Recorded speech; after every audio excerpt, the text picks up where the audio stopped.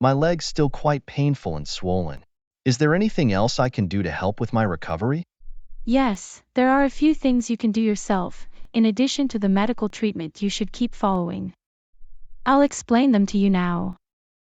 That would be great. Thanks. It's a good idea to put an ice pack on your leg for 15 to 20 minutes, every 2 to 3 hours during the first 48 hours after your injury. The ice pack helps to constrict the blood vessels and reduces blood flow to the injury. That will help bring down swelling in the area. The cold temperature of the ice pack also numbs the area, which reduces pain signals traveling to the brain. After 48 hours, just use the ice pack every 4 to 6 hours to manage the pain or swelling in your leg. Okay, I can do that. Just remember to wrap the ice pack in a thin cloth to avoid direct contact with your skin.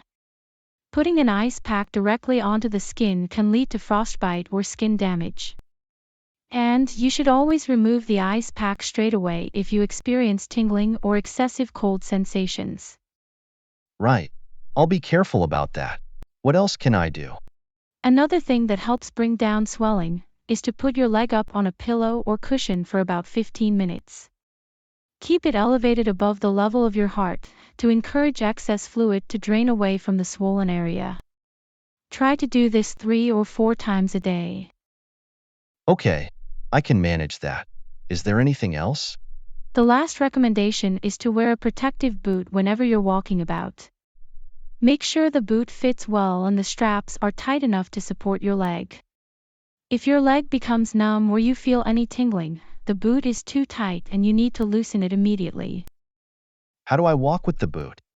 When you walk with the protective boot, make sure you use crutches to reduce the amount of weight you put on your injured leg.